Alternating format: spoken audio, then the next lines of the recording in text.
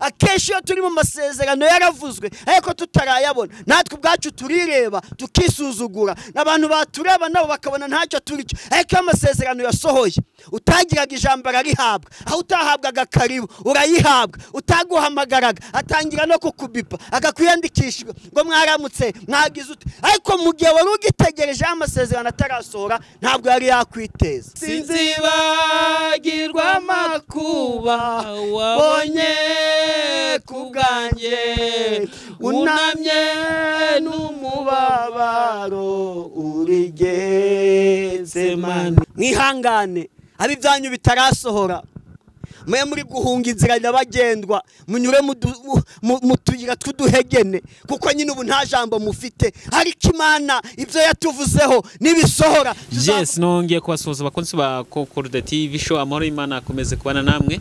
Anjewe nitwa David, ninjye mugiye kubana muri iki kiganiro nkanakiyobora ndi mahirwe ndi mugisha kunga kugana na Concorde TV show. Okuru Karame ndakwakiriye. Yakoze cyane. CEO wa Concorde TV show Hatumimana Concorde. N'umunyamakuru David. Uhora nikaze. Wamushyitsi wisanga. Iteka ryose uko bwa mbere atasandaguje ibyo yasanze. Mumeze muti? Turashima Imana. Reka nkwibaze kino kibazo cya mbere.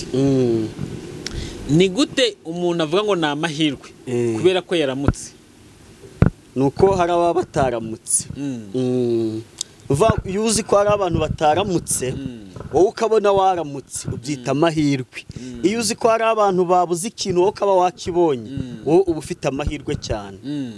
Ni gute tubyita umugisha?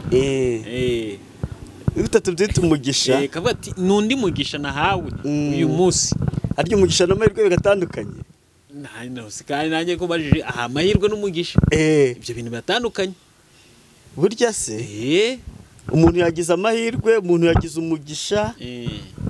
Ndi kumva muyo nize ndi kumva ari bimwe. Ntago ari bimwe. Wamfasha. Umugisha barawukorera, amahirwe buri wese yayagira. Tuvanga umugisha barawukorera. Urakorerwa. Uraharanirwa. Kwa kundi ukora ibintu Imana igashyiramo umugisha. Naho amahirwe buri wese yayasangira yayabona. Uvanga twagize amahirwe yo kuramuka. Twakora ibintu bibi tukabigiramo amahirwe. Ariko mu kuramuka urebye niyo mpamvu tuba tuze ngo twagize amahirwe nta ruhari tuba twabigizemo. Ntarwo. Ariko hari n'ushobora kuramuka kwa yabigizemo uruhari. Bitewe n'ibyiza ari guka akavate oya uyu muntu waba umugisha yabonye. Abari kufa gusara umugisha y'ibyo yagize ute yakoze. Kwiga no kwigana kandi no guhozaho niyo mpamvu tuba tuje hano ngo tuganire. Hari nundi wabyumva ukundi azabishyira muri comment tukazabiganiraho. Ibi ngibi nabibaje abantu benshi. Nabibaza abantu benshi. Okay. Ndabaza avuga ati umugisha wari wo wose urawukora nta mugisha w'ubuntu ubaho kabisa. Nta mugisha niko bambwiye ati David ntibazagushuke. Nta mugisha w'ubuntu ubaho. None umuvango yiwe n'umuntu akavanga Imana guha umugisha. Uzi ko ari byo kuko akenshi ndakubwira ngo Imana guha umugisha uko ari icyo unkoreye. Ariko ntago nkubwira ngo Imana guha amahirwe. Bavuze ati uko uzagenda kose ukabaho nta mugisha w'ubuntu ujya uhaba na gato. Never umugisha uraharanirwa cyane. Hani ibyo bita ngigeno. Igeno umuntu akavukana igeno rye. Afati ukaba waravutse Imana yaragennye ngo uzabaho gutya. Ikagena ngo uzaba mugufi, undi azaba muremure, umwe azabyibuha, undi azananuka. Uko wakora kose ukabutarihindura. Kubwakora kose ukabutari hino ntago twavuga ngo na amahirwe. Unagira amahirwe mba muremure oya ni igeno ryawe. Ubwigeno si cyo bita destiny. Naho ngasimbi. Destiny. Destiny ubanza iryo geno. Igeno bakavuga ati nk'ubu ko nkoruti. Igeno rirahari kugomba kuvuga kuri mama wawe namenye izina. Kuvuga kuri nijyo ni igeno. Bivuze bya bintu bavuga ati nawe hitama havukira. Kuko tuhitama aho tuvukira twavuga ati reka tubiharane tuzabona uwo mugisha wo kuvukira kwa runaka. Ariko urabona ko nkurikije ibintu uzi ibintu busobanurira niyo mpamvu numva iyo twicaye kuri kamera kuri Concorde TV show turi kuganira kabisa.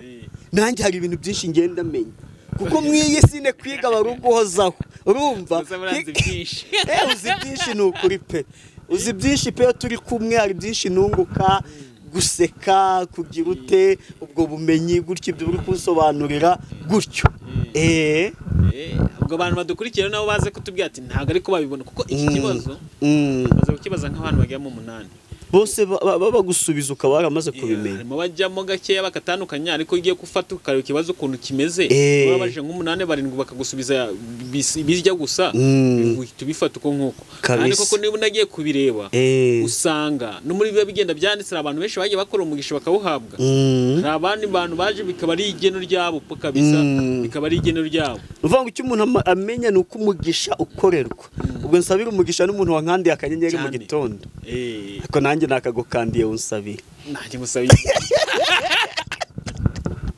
bago yagakanze nanjye nkandira David ubwo musabiye umugisha nukuri pe nanjye uwo muntu ntabwo muvuze ari kariyizi yagakanze ndi kuza hano gango dukora iki kiganiro no mpamvu ko nafite akanyamuneza uzi ko navuze ko iyo umuntu nkandi akanyenyeri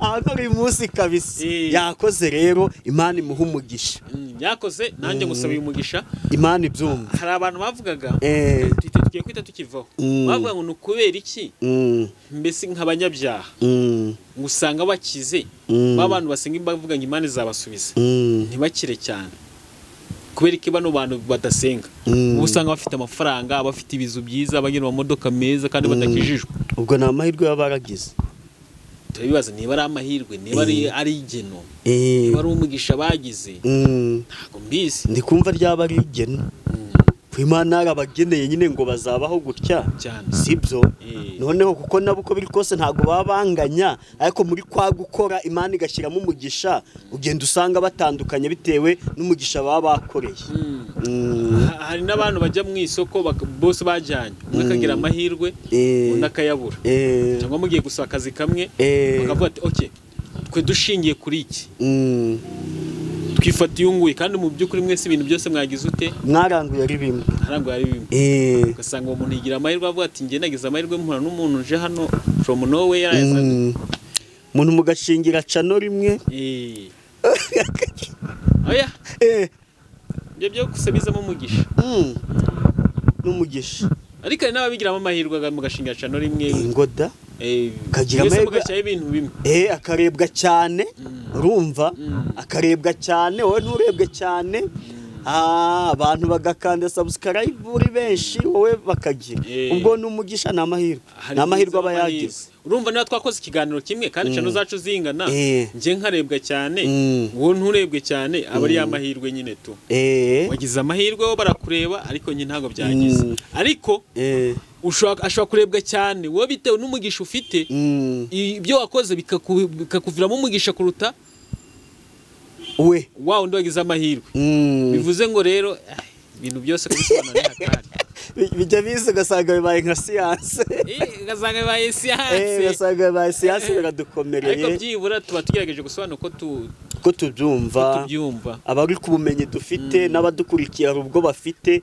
ari niyo mpamvu wabishobora yashyira muri komenti nawe ibye tukabyigiraho kuko kwiga ni ukwigana kandi ni ukugendera ku bandi ntabwo bivuze ngo ugumane wowe ibyuzi wenyine aho ni hahandi umuntu yaba nyamwigenda ukigumira mu rugo gusa ariko iyo tuje ahangaha tuba tugira ngo tuganire twungurane ubumenyi rero niyo mpamvu navuga ngo nandi mahirwe n'undi mugisha urumva nabikoreye kandi nabigiremo n'amahirwe wo kuganira na Concorde uyu munsi waje wambaye neza rwose pe burya se bigaragara ko uyu munsi udasanzwe uyu munsi bigaragara ko uyu munsi wabyutse mu gitondo useka umuntu akigukanda akanyenyero kankubitemo agakoti tugiye gukora n'ikiganiro yagakanze navuye mu rugo ahubwo wanze y'umuntu yambaye ikoti bamukandira akanyenyeri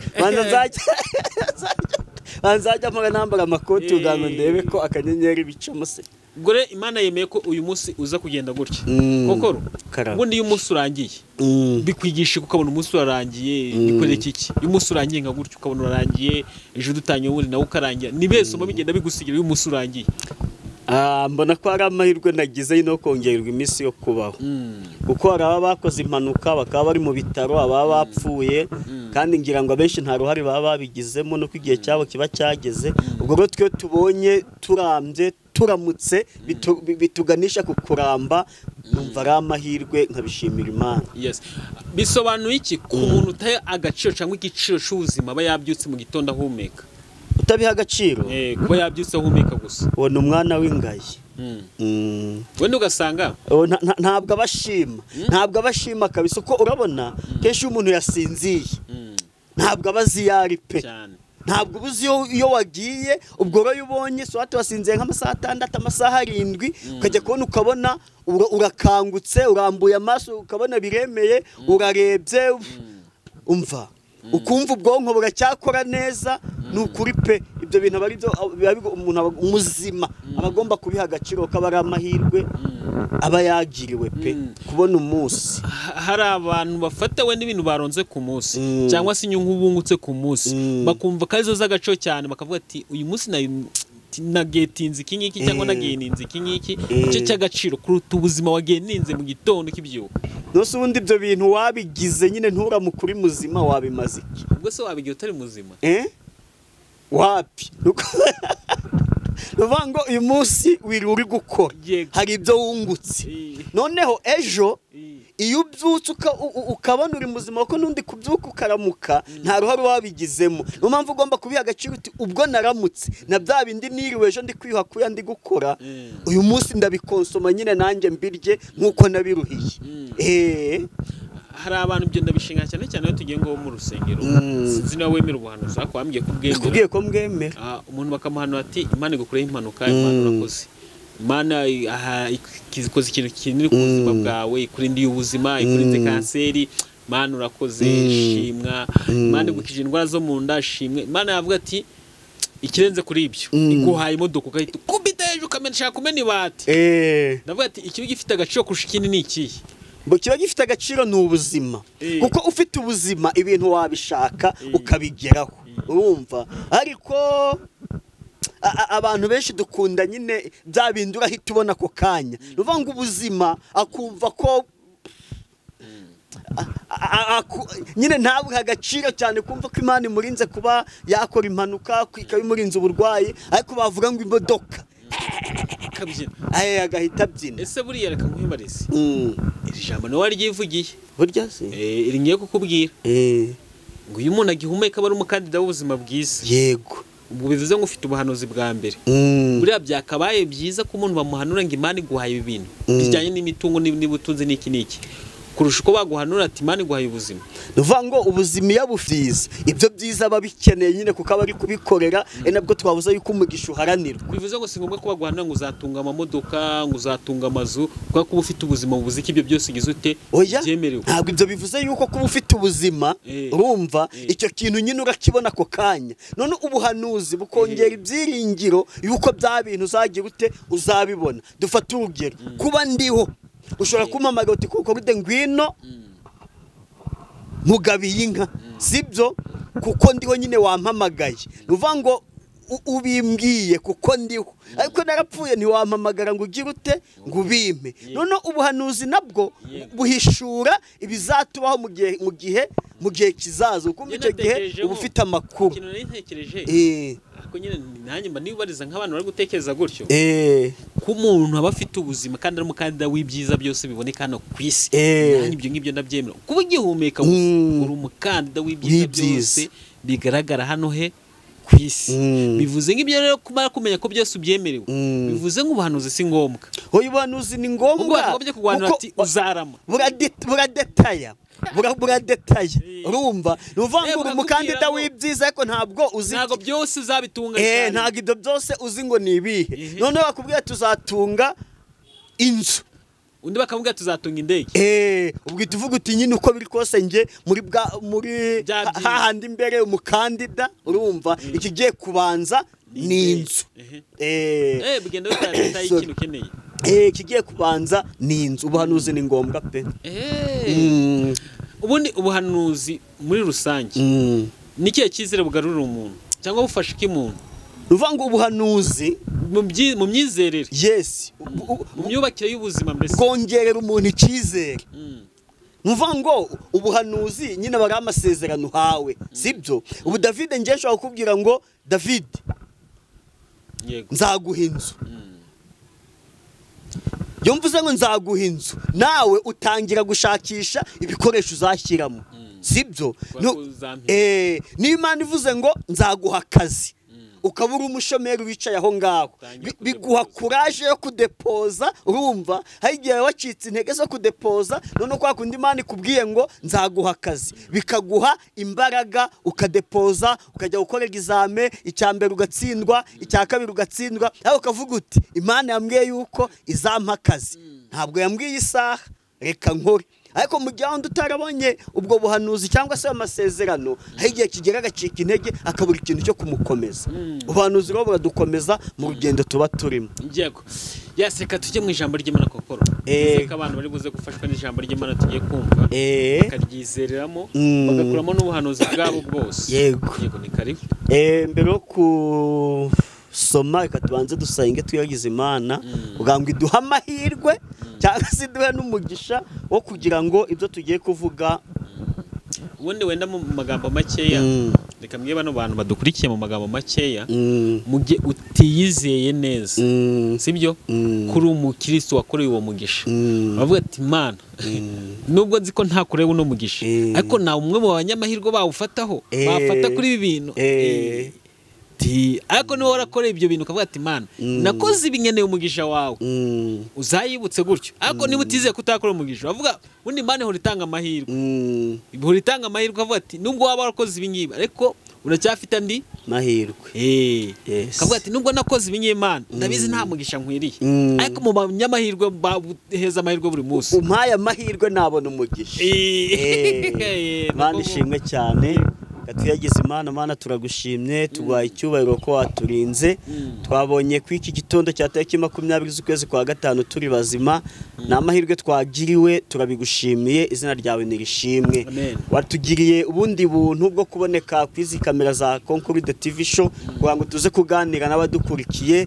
Mana, tugiye kuvuga ku ijambo ryawe, ijambo ryawe yaremereye, nge ntabwo nashobora kurisobanura, niyo mpamvu mba ngusaba ngo unyemerere nkubera igikoresho, wowe wivugire ubundi ibyo ushaka ko bigera ku bwoko bwawe ubinyuzemo. Bisabye Imana mu izina rya Yesu, amen.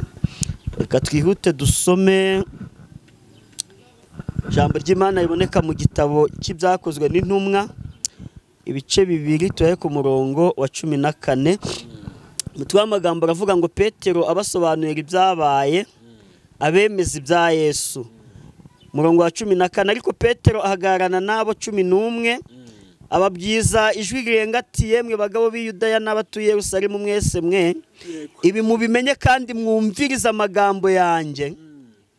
Aba ntibasinze nk'uko mwibwira, kuko ubu ari isaha ya 3 y'umunsi, ahubwo ibyo mureba ibi byavuzwe n'umuhanuzi Yoweli ngo Imana iravuze iti uku niko bizaba mu minsi y'imperuka, nzasuka ku mwuka wanjye ku bantu bose, kandi abahungu n'abakobwa banyu bazahanura, n'abasore banyu bazerekwa, kandi n'abakambwe babarimo bazarota. Twakire neza ijambo ry'Imana.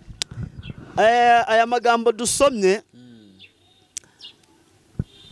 main character cyangwa se umuntu w'ingenzi uyarimo cyane n'umugabo witwa Petero.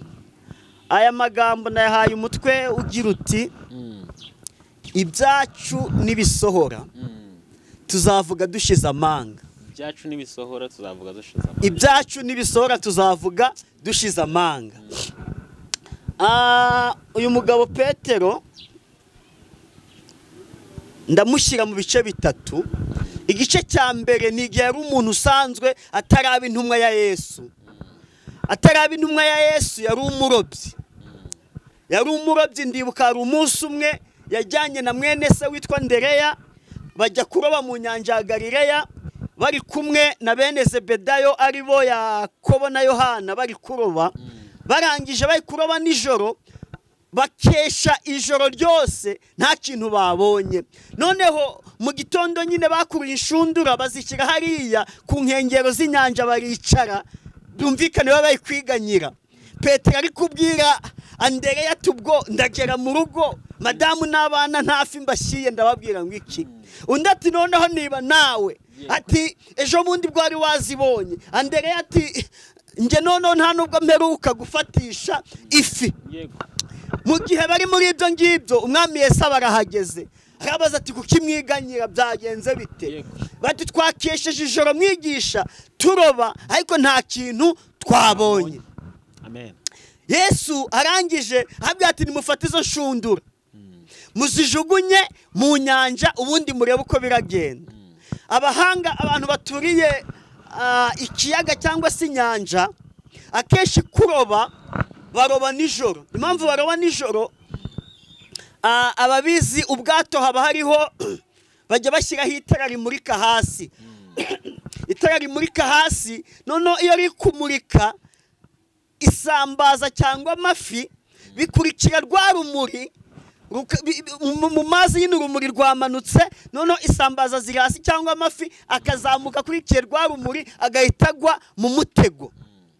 No mpamvu kuroba nijoro bigenda neza kuruta uko wajugunye inshundura mu mazi ku manywa. Yesu warangije arabwira ati nimujugunye inshundura mu nyanja murobe, kandi byari ku manywa. Barangije bati Yesu ko ibi bintu bitabaho, ati ku manywa byashoboka ko turoba tukabona ifi. Petero arangije atariko ubwo ari wowe ubivuze. Haleluya. Ubwo ari wowe ubivuze reka tubikore. Akenshi iyo ufitiye umuntu icyizere iyo akubwiye ngo jyaha uragenda ukumva kuraronka kuko umufitiye iki icyizere, kuko umufitiye iki ubushobozi. Petero nawe yaravuze ati pe ntabwo bisanzwe yuko twaroba ku manywa, ariko ubwo ubivuze afite ubushobozi, afite ububasha n'ubushobozi, reka tubikore. Haleluya. Bajugunyemo inshundura, birambwa ngo babonye amafi batigeze baroba n'umunsi wa rimwe. Bisobanuye iki? Bisobanuye yuko aho Yesu yageze ibitangaza bigira ute biraba. Kandi Yesu ntagendera kuki, ntagendera ku bihe ngo avuge ngo ntabwo ari gukora igitangaza kuko ari nijoro, ntabwo gukora igitangaza kuko ari ku manywa, ntabwo gukora igitangaza kuko imvura iri kugwa, ahubwo kuko ari mugenga w'ibihe. Iyo yavuze biraba, yategeka bikagira ute bigakomera. Haleluya. Uyu mwami ndamukunda. Iyo yavuze ngo Davide wowe uzabiki, nubwo abantu banungunika, nubwo bakurwanya ute, arinda ijambo yavuze akarisohoza. Nubwo basakuza ntabwo ibyo byabuza icyo Yesu yavuze kugira ngo kibe. Bararoba, barangije babonye ayo mafi, arangije ababwira ati rero nimunkurikire. Akenshi uzarebe y'umuntu yagutegeye ku ifaranga, umuntu yakugaburiye, umuntu yakukandiye akanyenyeri, yagize akubwira ati jya kunkorera iki, ntabwo wakwanga.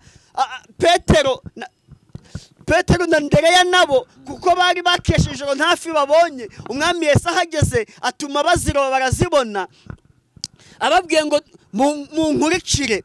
Ntabwo bazuyaje, yabwiye Petero ati nkurikira nzakugira umurobyi w'abantu. Bivuga ngo yasezeranyije Petero yuko atazaba umurobyi w'amafi ukundi, ahubwo nakurikira Yesu azaba umurobyi w'abantu. Haleluya. Urumva kuva ku kuroba amafi wangiza ukajya ujya kuroba abantu ni promosiyo ubonye. Yahise amukurikira. Icyo cyari igice cya mbere. Turi kuvuga kuri Petero mu buzima ari umurobyi, none areka uburobyi akajya kuba intumwa ya Yesu.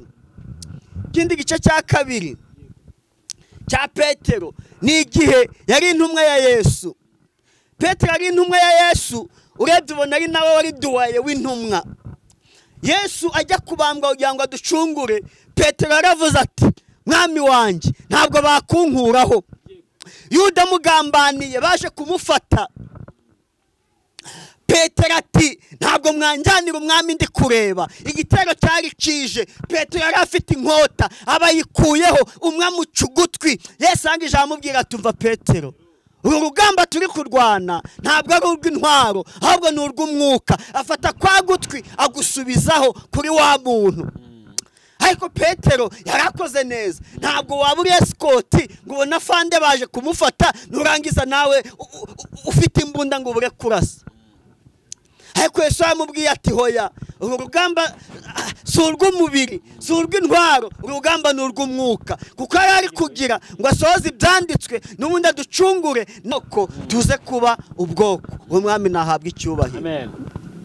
Arangije Yesu aramubwira ati umva, isaka itarabika urabamaze kunyihakana kangahe? Gatatu. Twibuke yuko umutwe w'amagambo turuvuga ngo ibyacu nibisohora tuzavuga dushize amanga. Ariko mu gihe bitarasohora n'andi tuba turi gutinya, tukitinya, ugasanga umuntu afite ubwoba kuko nta jambo afite, kuko ibyo wasezeranyijwe bitarasohora. Ugasanga ugutinya kujya mu bandi, ukavuga uti saba ngaba aha nahajya nkavuga iki. Ugasanga uri guhunga inzira nyabagendwa, ugaca mu dusibanzira kugira ngo udahura n'abantu, kuko ari nta jambo ufite, kuko ibyo Uwiteka yakuvuzeho bitarasohora. Ariko ibyacu nibisohora tuzavuga dushize amanga. Petero naho ngaha ntabwo byari birasohora. Arangije mu gihe Yesu yaragiye kubambwa, bamubonye baramubaza batari ko ntabwo uri umwe muri ba bandi bagendanaga na Yesu. Petero ati ndabarahiye pe, ndabarahiye ni ukuri n'uwo muntu ntabwo muzi. Arangije yihakana Yesu. Haleluya. Ariko icyo gihe nuko ari ibyo yarasezeranyijwe yari atarabona, nuko ari imbaraga yasezeranyijwe zari zitaraza. Ahangaha rero twasomye nicyo gice cya gatatu. Petero ntabwo yari akiri wa wundi, ahubwo yari ari mu masezerano, yari ari mu bisubizo. Amasezerano yarasohoye. Akenshi iyo turi mu masezerano yaravuzwe ariko tutarayabona, natwe ubwacu turireba tukisuzugura, n'abantu batureba nabo bakabona ntacyo turicyo. Ariko amasezerano yasohoye, utagiraga ijambo ararihabwa, aho utahabwaga karibu urayihabwa, utaguhamagaraga atangira no kukubipa akakwiyandikisha ngo mwaramutse mwagize ute. Ariko mu gihe wari ugitegereje amasezerano atarasohora ntabwo yari yakwiteza. Petero ahangaha isezerano bari bahawe Yesu ajya kujya mu ijuru yavuze ati mwihangane, ntabwo mbasize nk'imfubyi, ahubwo nzabohereza umufasha ari we Mwuka Wera. Ahangaha twasoma byakozwe n'intumwa bice bibiri. Aha Mwuka Wera yari yaje kuko yababwiye ngo mugende mutegereze isezerano. Bagenda bategereza Yerusalemu. Ahangaha Mwuka Wera bamanukira, barangije ngo bavuge indimi. Ugasanga umuntu ni umunyarwanda ariko ukumva kudidibuza icyarabu, ugasanga umuntu ni umwarabu ukumva kuvuga ikinyarwanda, ugasanga umuntu ni umukongomani ariko ukumva kuvuga igishinwa, kuko Umwuka Wera yabamanukiye bavuga indimi nyinshi. Barangije baratangara, bataba ko tuzi ko baturuka mu mpande zitandukanye, none ko tukumva kuvuga indimi zimeze nk'izi wacu za kavukire. Barangije bataba abantu bagize ute, basinze. Akenshi niko abantu bamera iyo umuntu yageze mu masezerano yasubijwe. Imana yakwihereye inzu, Imana yaguhaye amafaranga, Imana yaguhaye inka, Imana yaguhaye imodoka, Imana yaguhaye imirima, baratangira baturiye agikuzimu. Ntabwo bemera imbaraga z'Imana, ahubwo bemera imbaraga z'ikuzimu. Bakumva yuko ibyo umuntu abonye Imana itabimuha, ahubwo ko yabikuye ikuzimu. Ukibaza uti ari Imana ari n'ikuzimu, igifite imbaraga ni iki? Ariko abasobanukiwe neza bazi ko Imana ari ifite imbaraga, kandi ko Imana yacu isezeranye igasohoza. Barangije bati ntabwo tubyumva ibi bintu byabaye, aba bantu basinze. Ati uko bari kuvuga ntabwo bisanzwe, batangira kubita abasinzi. Hano mu bice ku murongo wa 14 niho Petero yahagurutse avuga ashize amanga, atumva ubu mutureba ibi mubona ntabwo twasinze. Icyambere ubu turi ku isaha ya 3.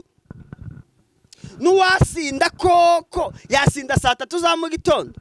Abenshi ko basinze bakunda kuba basinze mu masaha 9 mu masaha 10 bazibyukiyemo bakagera icyo gihe bamaze kuruhaga. Ariko kenshi mu gitondo biragoye kubona umuntu yagize ute, yasinze. Petero atumva mwe kutwitiranya ntabwo twasinze, ahubwo ibyo Yesu yatuvuzo yabidusohoreje. Haleluya. Arangije hagarara ashize amanga arababwira, arangije arababwiriza abantu 3,000 baba barihanye. Haleluya. Abantu ibihumbi 3 baba barayobotse, baratura, bayoboka inzira y'agakiza, baba abakristo. Twibuke ko Yesu abwira Petero ati nkurikira, ntabwo uzongera kuba umurobyi w'amafi, ahubwo uzaba umurobyi w'abantu. Nabyo byari bisohoye. Uzi kubwiriza mu giterane abantu ibihumbi 3 bakumva ibyo uri kuvuga, bakemera kwakira agakiza. Nuko ibyo umwami wacu arinda ijambo yavuze bakarisohoye. Ryari risohoye. Petero ageze igihe cyo kugira ngo nawe abona abamukomotseho mu gakiza, mu ijambo rya Yesu yari ababwirije, barangije baragira. Mwihangane abi byanyu bitarasohora, mwe muri guhunga inzira nyabagendwa, munyure mu tuyira tw'uduhegene, kuko nyine ubu nta jambo mufite. Ariko Imana ibyo yatuvuzeho nibisohora tuzavuga dushize amanga.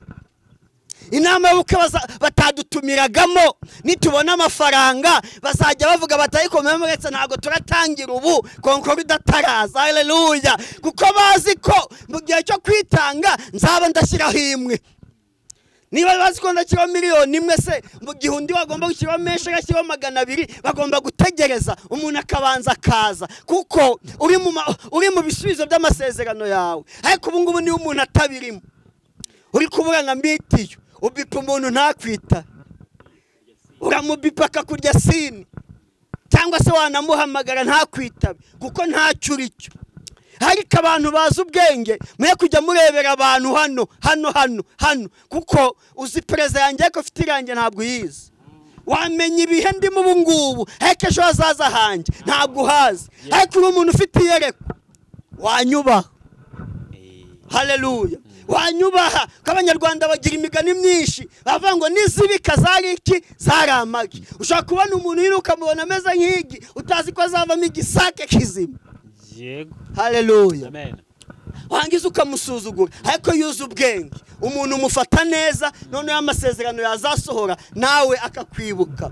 Mwihangane.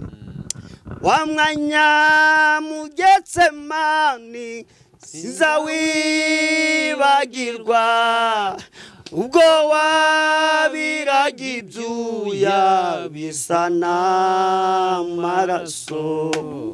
Nzibagirwa amakuba wabonye ku bwanjye, unamye n'umubabaro uri Getsemani. Wa mwanya mu Getsemani sinzawibagirwa, ubwo wabiraga ibyuya bisa n'amaraso. Sinzibagirwa amakuba wabonye ku bwanjye, unamye n'umubabaro uri Getsemani. Intumwa zagusizeyo zarakuzinukwa, natwe ntabwo twashobora kubigerera. Yangwa intumwa zagusizeyo zarakuzinukwa, natwe ntabwo twashobora kubigerera. Oh, sinzibagirwa amakuba wabonye ku bwanjye, unamye n'umubabaro uri Getsemani. Oh, sinzibagirwa amakuba wabonye ku bwanjye, unamye n'umubabaro uri Getsemani. Haleluya. Nubona ko mbyibagiwe, Yesu uzanyibutse. Data nubona ko mbyibagiwe, Yesu uzanyibutse. Tabyuya byawe wabize ku bwanjye, nubona ko mbyibagiwe, Yesu uzanyibutse. byatuya byawe wabize ku bwanjye sinzibagirwa amakuba wabonye ku bwanjye unamye n'umubabaro urigetse wari mu biti nijoro kubw'ibyaha byanjye byaragushenjaguye pe n'urubanza nge intumwa zagusizeyo sarakuzinukwa natwe ntabwo twashobora kubigere sinzibakuba wabonye ku bwanjye unamye n'umubabaro urigetse mani. Haleluya, amen. Indirimbo ni ya 240 mu ndirimbo zo gushimisha Imana. Nibutse ukuntu Yesu nyine ari mu gashyamba Getsemane ari gusenga, abona byamukomeranye, avuga ati data niba bishoboka iki gikombe kindenge, ariko ntabwo arangije atariko bibuka ushaka data ntibibuko nshaka. Icyo gihe ku gitero cya gatatu niho bavuga ngo intumwa zagusizeyo iso harakuzinukwa, natwe ntabwo twashobora kubigereranya. Intumwa zaramusize ndetse na se aramutanga, yemera kwapfa. Haleluya, agira ngo ducungure, agira ngo twitwe ubwoko, abari abanyamahanga natwe twitwe ubwoko, abatari ubwoko natwe ayiwe twitwe ubwoko. Yesu yarakoze, imbabazi ze yazidukije tugiriye, n'ukuri twakwiye tuzikerensa, kuko iyo turebye mu isezerano rya kera warakosaga, barangiza bakagutera amabuye, arangiza isi kasama ikabamira. Tuzi abagabo, tuzi witwa Kora, Datani na Abiramu basuzuguye Mose, isi irasamira bamira. Witwa Kani yagiye kubyashinganywe ubwo bamaze gufata Yeriko, aravuga ati ntimuzagira ibintu mukuramo, ibindi muzabitwike. Akanagira ibyo yiba, barangije bakoze ubufindo, babonye ari we, bamuteye amabuye n'umuryango we wose. Ariko ubu umuntu arasambana, akica, akiba, akagenda agasaba Uwiteka imbabazi, ati kuko Yesu yatubereye igitambo gihoraho tukababarirwa. Ubundi wakoraga ibyaha nta nubwo ari nawe wajyaga kwitambira igitambo, ndetse n'igitambo cyabaga kigoye.